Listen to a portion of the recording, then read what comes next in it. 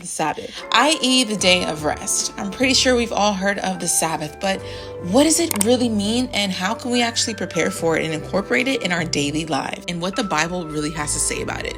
Like, it's the fourth commandment, so we should take it seriously.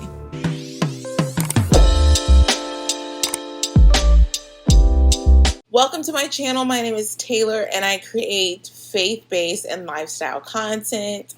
Today we are going to be talking about the Sabbath and I'm going to be giving myself a hydrofacial. Yeah, we're doing a deep exfoliation today. This is from Beauty Bio. It's literally that girl. Like if you're looking for something to suck all the dirt and gunk out of your skin, this is it. I will be going through my notes. How to prepare for the Sabbath. So when I actually prepare for the Sabbath, I don't know if this audio is going to be good if I'm doing this at the same time. But so when I actually prepare for the Sabbath, essentially it's making sure that your house and your tasks are taken care of so you don't have to work or do anything except for relax and reflect on the Lord on the actual Sabbath day. This is all of the stuff that was in my skin. Quite alarming. That didn't really work out as planned, so I just went ahead and finished the hydrofacial. I am going to apply this mask. It's from Bosia. I never know how to pronounce it, but it's really good. It's one of my favorite masks. I'm going to put this on my face, and then we're going to come back and chit-chat.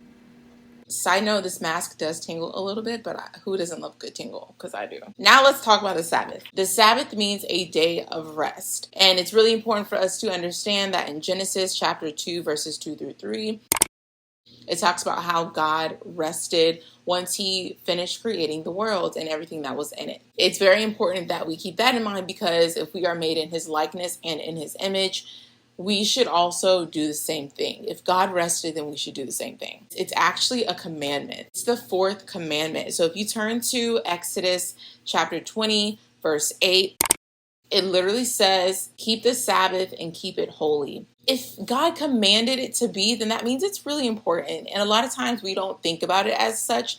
We think about maybe like, have no God before me, have no idols before me, but we don't think about the fact that this is the fourth commandment.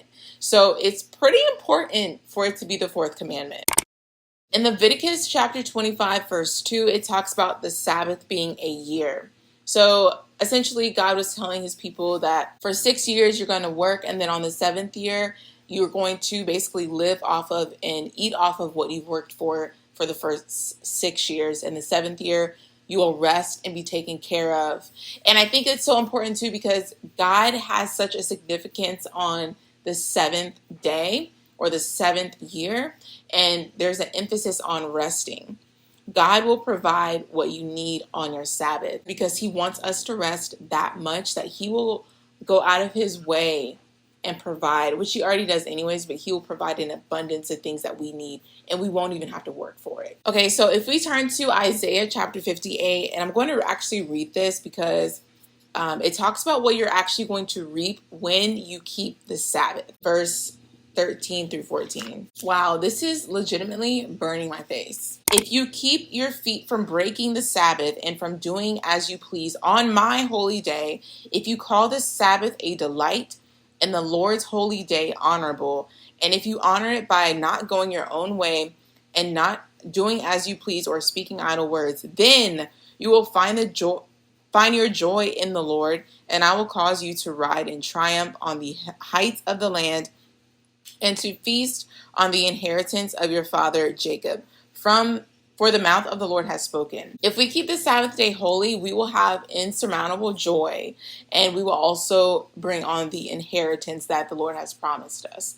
I think it's important to understand that we may have our rest days, but are we really keeping our rest days holy? The commandment says to keep the Sabbath and to keep it holy, because that is reserved to be the Lord's day. Exodus chapter 16, verse 23 through 30, and I am going to read this passage because it is very importante. He said to them, this is what the Lord commanded. Tomorrow is to be a day of Sabbath rest, a holy Sabbath to the Lord. So this is also breaking down instruction. So bake what you want to bake and boil what you want to boil. Save whatever's left and keep it until the morning. So they saved it until morning as Moses commanded, and it did not stink or get maggots in it, i.e. expire. Eat it today, Moses said, because today is the Sabbath to the Lord. You will not find any of it on the ground today. 6 days you are to gather it, but on the seventh day, the Sabbath, there will not be any. Nevertheless, some of the people went out on the seventh day, to gather it, but they found none. Then the Lord said to Moses, how long will you refuse to keep my commands and my instructions? Bear in mind that the Lord has given you the Sabbath. That is why on the sixth day he gives you bread for 2 days. Everyone is to stay where they are. On the seventh day, no one is to go out, so the people rested on the seventh day. Stay in a safe space where you know the Spirit of the Lord will be. If you do go out to eat, that's great and stuff like that, but just make sure that you are really, truly centering the Sabbath day around the Lord and around rest. This passage also talks about preparing for the Sabbath day and what that looks like and how we can also do the same thing. In Exodus chapter 31, verses 12 through 18, it literally breaks down the entire Sabbath, but I'm not going to be reading the whole thing. So observe the Sabbath because it is holy to you. Anyone who desecrates it is to be put to death. Those who do any work on that day must be cut from their people. For 6 days work is to be done, but the seventh day is the Sabbath day, holy to the Lord. Whoever does any work on the Sabbath is to be put to death. Notice that he says that twice. That means it's very important to the Lord for us to keep the Sabbath. The Israelites are to observe the Sabbath, celebrating it for the generations to come as a lasting covenant. It will be a sign between me and the Israelites forever, for in 6 days the Lord made the heavens and the earth, and the seventh day he rested and was refreshed. This was a very heavy and a death penalty of a commandment. Of course, this is in the Old Testament, so that's not going to happen today. But it is really important to understand that this is a commandment and how important it is to the Lord for us to keep the Sabbath, specifically speaking in this passage. He says the same thing regarding punishment twice in the matter of like 5 verses. Okay, so let's jump to Nehemiah because this is going to be talking about people that actually don't keep the Sabbath. So it's chapter 13, verse 17. So it reads, I rebuked the nobles of Judah and said to them, what is this wicked thing that you are doing, desecrating the Sabbath day? Didn't your ancestors do the same thing so that our God brought all this calamity on us and on this city? Now you are stirring up more wrath against Israel by desecrating the Sabbath. Now you are stirring up a heavier wrath from the Lord by desecrating or disrespecting the Sabbath. What does it mean to disrespect the Sabbath? The Lord created the Sabbath because it is a day of rest. Think about how the enemy tries to infiltrate his agenda on the Sabbath day. So, for example, and I too used to be a part of this, unfortunately, but it is what it is. So on the Sabbath or on the weekend, that's when most people have their free time. They have their off days. That's when they are going to the clubs, drinking, fornicating, literally like committing all these things that the Lord does not want us to do. Partying, basically desecrating and disrespecting the Sabbath. And that's what happens. Like, yeah, sometimes I would literally come from church and go get bottomless mimosas on the weekend or like on Sunday. That's horrible if you think about it, because we're not keeping that day holy. You're getting like caught up in things that you don't need to be caught up in. You're just in the environment where the devil literally is preying on people. Like, he's there and he's boldly there because all of these things are not a reflection of holiness, nor is it a reflection of who God truly is. What your Sabbath day looks like, and reflect on, is it truly holy or is it participating in the devil's agenda?